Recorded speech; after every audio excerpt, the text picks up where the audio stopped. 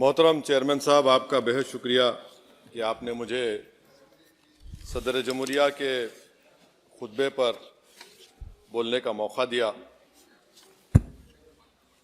Sir, मैं हस्ब आदत और हस्ब रिवायत इसकी मुखालिफत में खड़ा हूँ और सदर जमहूरिया के खुतबे को अगर आप देखेंगे सर, तो उसमें पूरे खुतबे में लफ्ज़ मुसलमान तो छोड़िए, लफ्ज़ अक़लियत भी इस्तेमाल नहीं हुआ है।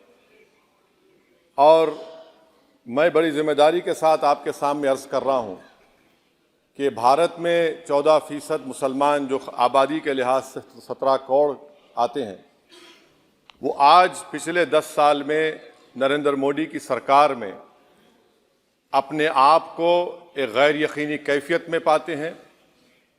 अपने सोचते हैं कि हमारी शनाख्त को ख़तरा है, हमारे वजूद को ख़तरा है। और मैं बड़ी जिम्मेदारी के साथ कह रहा हूं कि जज्बात में लाए बगैर कह रहा हूं कि आज 17 करोड़ मुसलमान अपने आप को ऐसा समझते हैं कि जिस ज़माने में हिटलर के ज़माने में यहूदी अपने आप को समझते थे। और उसकी मैं बताता हूं क्यों समझते हैं, बताता हूं आपको चंद मिनट में। सर, मिसाल के तौर पर आप देखिए, खुतबे सदारत के हिस्से तहरीर का 32वां पैराग्राफ 32 पैराग्राफ में ड्रॉप आउट रेट का जिक्र हुआ, स्कूलों में इंदराज यानी एनरोलमेंट का जिक्र हुआ, एससीज का नाम लिया गया, एसटीज का नाम लिया गया, ओबीसीज का नाम लिया गया, लफ्ज़ अक़लियत का नाम नहीं लिया गया, मुसलमान तो छोड़िए। और सबसे ज़्यादा ड्रॉप आउट इस मुल्क में अगर स्कूलों में है तो मुसलमानों में है।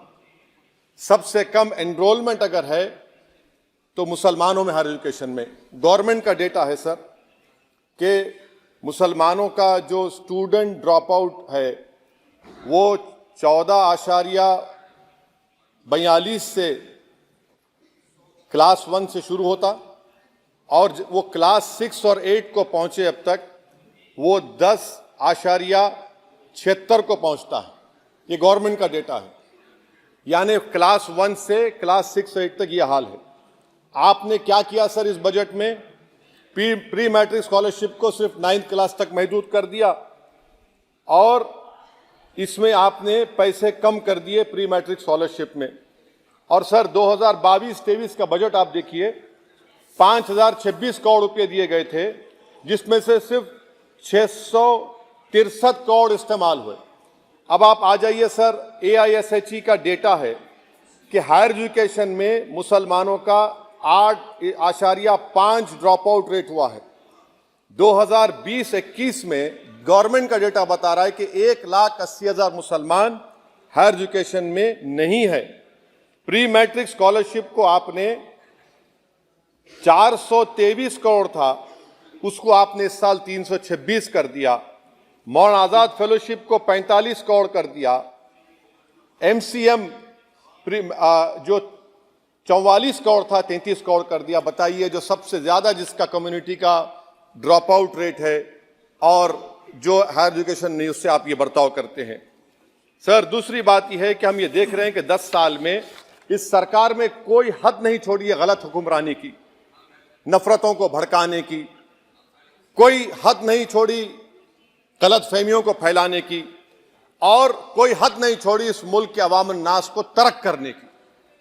इस 10 साल में हमने क्या देखा सर? जमहूरियत हमारे वतन अजीज की को बचाना बहुत जरूरी है। ये गरीबों के लिए और कमजोरों की एक बहुत बड़ी ताकत है। मगर 10 साल में, 9.5 साल में क्या हुआ? सिर्फ एक शख्स को मजबूत कर दिया गया, एक मजहब को मजबूत कर दिया गया, एक आइडियोलॉजी, एक नजरिए को मजबूत कर दिया गया, एक शनाख्त को सब शनाख्त के आगे दूसरी शनाख्तों को मिटाने की कोशिश की गई, एक जबान को मजबूत कर दिया गया। तो हमारी जमहूरियत तो खोखली हो चुकी है। और सर, कोई भी हुकूमत और पार्टी सिर्फ जबर और इस्तेसाल पर कायम नहीं रह सकती है सर। दूसरा पॉइंट सर जो मैं आपके सामने अर्ज करना चाह रहा हूं, CAA के कानून के ताल्लुक से मरकजी एक वजीर ने अखबार में बयान दिया कि हम 8 दिन में करने वाले हैं।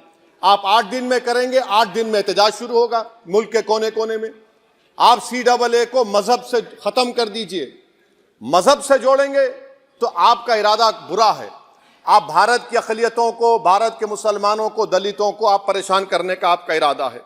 सर, दूसरी बात यह है कि CAA के खिलाफ क्यों हमें क्योंकि सीमांचल के मुसलमान को आप बांग्लादेशी कहते हैं। कोई मिनिस्टर मुझे कहता है कि घुसपैठी है, रोहिंग्या है। तो CAA को मजहब से जोड़ना गलत था, उसको निकालिए। मगर हमारे देश के प्रधानमंत्री सर, वतन अजीज के वजीर आजम, मैं बड़ी जिम्मेदारी के साथ कह रहा हूं कि मैं अपने बचपने में जब हिस्ट्री पढ़ता था तो मैंने एक स्टैचू की फोटो देखी थी, प्रीस्ट किंग ऑफ मोहनजोदारो। ऐसा लगता है कि वैसा ही लग रहा है कि प्रधानमंत्री नहीं है बल्कि पुजारी सम्राट बन चुके हैं वो। और मैं क्यों कह रहा हूं कि हमारे सदर जमहूरिया ने कहा था कि 22 जनवरी एक तारीखी दिन है, बिल्कुल तारीखी दिन है। 22 जनवरी की बुनियाद 6 दिसंबर 92 को रखी गई। 22 जनवरी की बुनियाद 86 में ताले खोलकर रखी गई। 22 जनवरी की बुनियाद GB पंत ने रखी थी, इसीलिए तारीखी दिन है। और तारीखी दिन इसलिए भी है कि सर इसी ऐवान में 16 दिसंबर 1992 को हमने एक रेजोल्यूशन पास किया था। आप बताइए कि आज इस मुल्क में चाहे कोई सेकुलर पार्टी का हो या जो भी हो, वाले सब सेकुलर है, बुरा मैं हूं, किसी में हिम्मत नहीं है कि 6 दिसंबर की बात की जाए। और वो तारीखी दिन इसलिए भी है सर, इंसाफ करने वालों में एक NCLT के चेयरमैन, एक गवर्नर और एक नामजद शुदा रुकने पार्लियामेंट बैठे हुए थे। अब आप बताइए मेरे पास बचा क्या है? बचा यह है कि आर्टिकल 32 बचा है जिसको बाबा साहब अम्बेडकर ने दिया। आज मुल्क के 17 करोड़ मुसलमान भारत के वजीर आजम पर एतमाद भरोसा नहीं करते, बिल्कुल नहीं करते, बता रहा हूं, खुल के कह रहा हूं। अगर आप आर्टिकल 32 का ड्यू प्रोसेस ही खत्म कर देंगे तो फिर मेरे पास क्या बचेगा सर? क्या बचेगा? मैं तो यहां खड़े होकर वो सुप्रीम कोर्ट के मायानाज बेबाक वकील दुष्यंत दवे की तरह तो नहीं कह सकता। मुझे आज भी रूल ऑफ लॉ में भरोसा है, मुझे आज भी कानून पर, संविधान पर भरोसा है, मगर ड्यू प्रोसेस तो फॉलो होना चाहिए। ड्यू प्रोसेस फॉलो नहीं हो रहा। एक तारीखी दिन 22 जनवरी था, एक तारीखी दिन 31 जनवरी था। सर रात के अंधेरे में अपील किए बगैर आप आरे लेकर रास्ता खोल देते हैं। क्या पैगाम दे रहे हैं सर? 600 साल की मेहरौली की मस्जिद को बगैर को नोटिस दिए आपने डिमोलिश कर दिया। मैं जिम्मेदारी के साथ कह रहा हूं कि भारत के प्रधानमंत्री और उनकी सरकार भारत के मुसलमानों से उनकी शनाख्त को छीनना चाहते हैं। ख्वाजा अजमेरी के आस्थाने पर चादर बिछाइए, मगर आप जो चादर मुझसे छीनना चाह रहे हैं, मेरी मस्जिद है, आप हर मस्जिद को छीनना चाहते हैं। आप बताइए 17 करोड़ मुसलमानों को क्या पैगाम दे रहे हैं आप कि आप हर मस्जिद को छीन लेंगे मुझसे? फिर मेरा वजूद किस माने रखता है? मेरा शनाख्त क्या माने रखता है? रूल ऑफ लॉ क्या माने? अच्छा, 1991 के प्लेसेस ऑफ वर्शिप एक्ट पर क्यों नहीं बोलते आप लोग? आप उस पर कायम है नहीं है।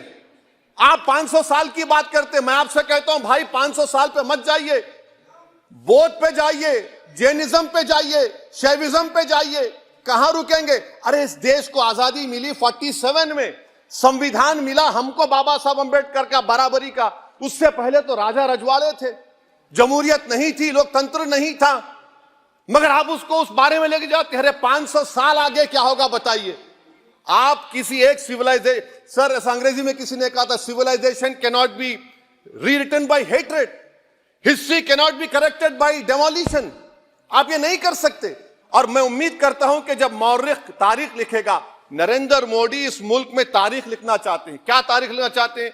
कि मैंने इस देश को, गांधी अंबेडकर के देश को मैंने हिंदू राष्ट्र बना दिया। मैं उम्मीद करता हूं कि हमारे भारत के हमारे हिंदू भाई देश के प्रधानमंत्री की सोच को नाकाम करेंगे, उन पर है। अब देखते हैं क्या होता है। सर नेबरहुड फर्स्ट की पॉलिसी है। नेबरहुड फर्स्ट क्या हो रहा है सर? हम सोशल मीडिया के जरिए फॉरेन पॉलिसी चला रहे हैं। मालदीव छोटा मुल्क, वो हमको आंख दिखा रहा है, चीन की गोद में बैठ गया। हमारे लद्दाख में हमारे जो लोग जानवर को लेकर घास चराए जाते, वहां पर चीन की आर्मी आके रोक रही। बताइए, बांग्लादेश चीन की गोद में बैठा हुआ है। आप गैलेंट्री अवार्ड दे रहे हैं, क्यों दे रहे हैं? कि चीन बैठा हुआ है। तो आपका बफर जोन गया कहां भाई साहब? आपका बफर जोन तो कहां गया नहीं मालूम, गायब हो गया बफर जोन। और दूसरी बात सर, आप ये भी देख लीजिए कि यहां पर मैं आपको इंपॉर्टेंट पॉइंट ये बताना चाह रहा हूं सर। ये हम बोलते हैं India middle east economic corridor, कितना पैसा है बताइए? वो नहीं बताया जाता। अच्छा सर, सबसे तकलीफ दे बात मेरे लिए है कि भारत ने यूनेस्को का इलेक्शन पाकिस्तान से हार गया। हम पाकिस्तान से हार गए, ये आपकी फॉरेन पॉलिसी है। यूनेस्को के इलेक्शन हम पाकिस्तान से हार गए। अच्छा, मामला इजराइल का, फलस्तीन का, गाजा का आया। अक्टूबर में 10,000 लोग मर गए, हमने यूएन में सीज फायर की तायीद नहीं की। दिसंबर आया 20,000 मर गए तो हमने तायद कर दी। क्यों तायद की?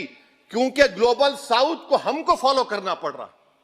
भारत ग्लोबल साउथ को फॉलो कर रहा है। मेरे लिए तकलीफदेह बात है। यह आपकी नाकामी का बहुत बड़ा सबूत है। इसीलिए हम बता रहे हैं कि यह सरकार की बहुत से नाकाम। अलीगढ़ मुस्लिम यूनिवर्सिटी, आखिरी पॉइंट, अलीगढ़ मुस्लिम यूनिवर्सिटी। सर, आप उत्तर प्रदेश से आते हैं।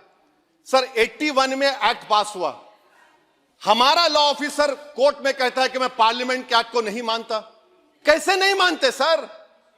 क्या नरेंद्र मोदी ने पार्लियामेंट को नॉमिनेट किया या पार्लियामेंट ने नरेंद्र मोदी को प्रधानमंत्री बनाया? बताइए।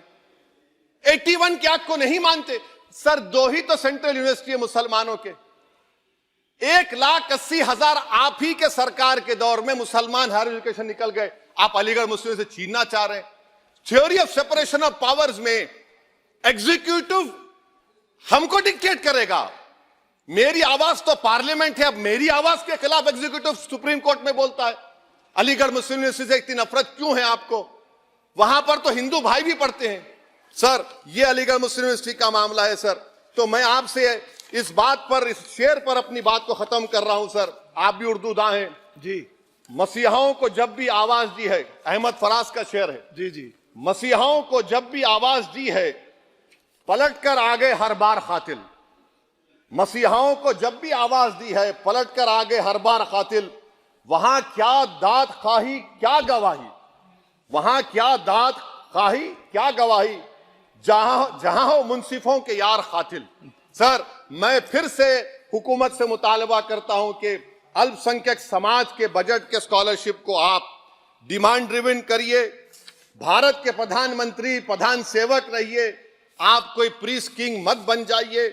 आप जीतेंगे, कौन जीतेंगे देश तय करेगा। मगर याद रखिए, 17 करोड़ मुसलमान आज गम और गुस्से में हैं और इस बात को महसूस कर रहे हैं, कि प्रधानमंत्री को हम नोट नहीं दिए मगर हमारा प्रधानमंत्री है।